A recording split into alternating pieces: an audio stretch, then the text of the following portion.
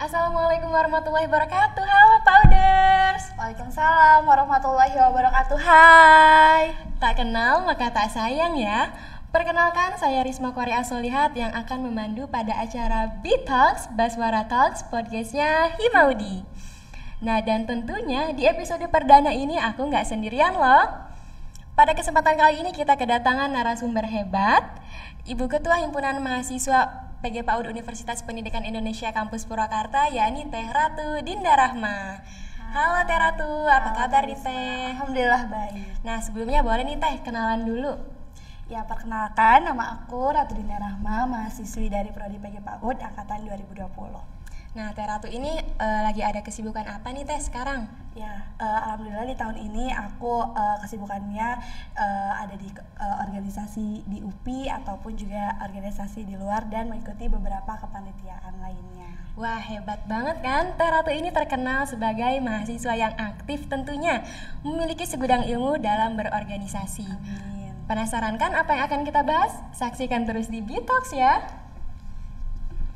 Nah, topik yang akan kita bahas yakni tentang manajemen waktu, rahasia menjadi mahasiswa produktif.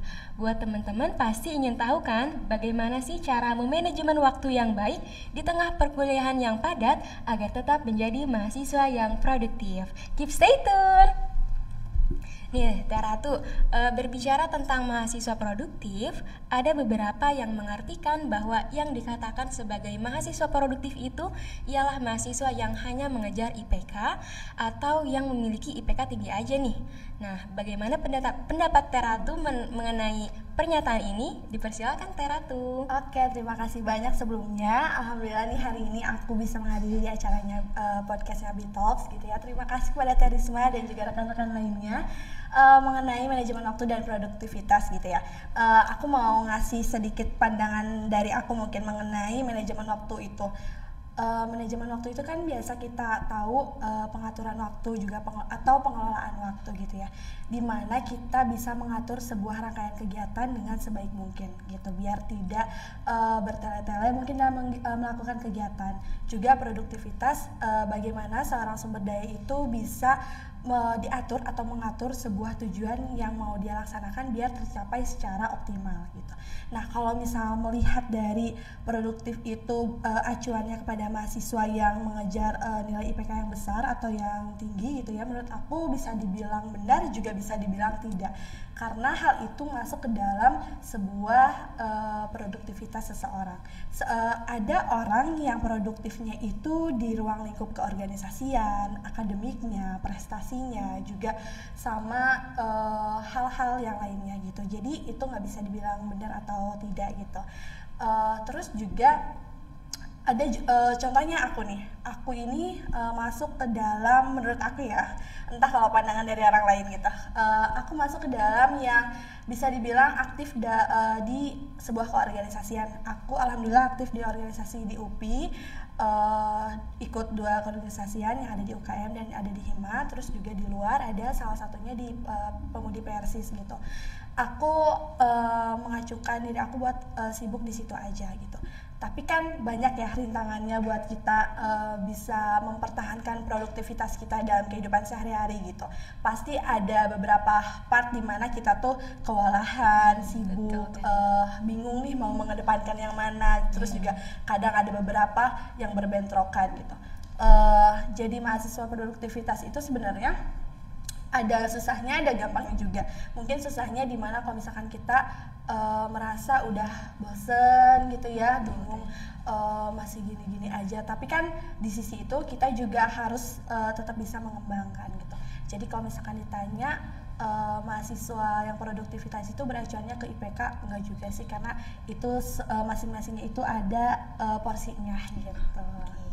Nah, jadi menurut Teh Ratu ini yang dikatakan aktif itu bukan soal IPK ya Teh. Jadi seberapa besar semangat dia untuk mencapai sebuah tujuan hidup yang dia buat. Ya, betul.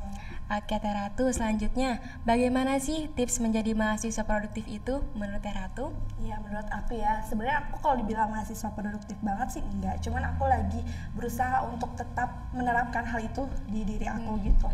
Yang pertama, kita bisa bikin to-do list. bikin kegiatan atau rancangan kegiatan apa yang bakal kita lakuin gitu.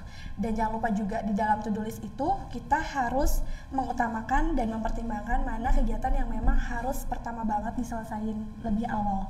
Itu yang pertama. Terus yang kedua, coba deh buat bikin ruangan senyaman mungkin biar kita bisa tetap semangat untuk belajar, juga semangat buat melaksanain kegiatan-kegiatan lainnya.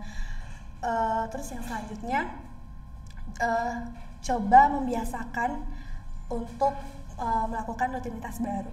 Kan biasanya produktivitas itu tidak mengacu kemana aja. Maksudnya bisa ruang lingkupnya itu campuran, ada yang berbarengan yang tadi aku bilang aktif dalam perkuliah, akademik, organisasi dan lain sebagainya. Mencoba untuk membiasakan hal tersebut akan dilakukan sama kita untuk sehari-harinya gitu. Jadi jangan sampai nanti kitanya kewalahan.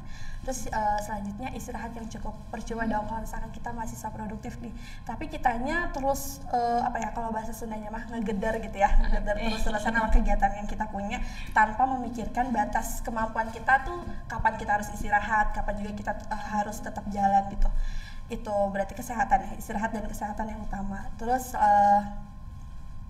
selanjutnya olahraga juga yang cukup. Itu mungkin dari aku itu. Banget nih Teh Ratu. Jadi tips dari Teh Ratu untuk menjadi mahasiswa produktif itu yang pertama ada to-do list, yang kedua ada membuat ruangan belajar yang nyaman, yang ketiga mengembangkan rutinitas baru, yang keempat istirahat yang cukup, dan yang kelima ada jangan lupa olahraga. Nah, oke Sobat Powders, ternyata memanajemen waktu itu sangat penting dan akan berpengaruh bagi masa depan kita. Untuk Powders semua, sudahkah memanajemen waktu dengan baik? Mari kita manfaatkan waktu kita sebaik mungkin demi menggapai masa depan yang cerah. Nah, finally kita sampai pada penghujung acara nih Teh Ratu. Nah, buat teman-teman semua jangan lupa menyaksikan podcast Hima Udi ini dalam episode-episode selanjutnya. Untuk Sobat Powders yang ingin memiliki kritik dan saran, boleh langsung menghubungi via DM saja. Terima kasih kepada narasumber yang telah berbagi ilmunya kepada kita semua. Semoga bermanfaat. Akhir kata, saya Rizko Faria Soyat dan Teh Ratu Bindara mau undur diri. Wassalamualaikum warahmatullahi wabarakatuh. Terima kasih.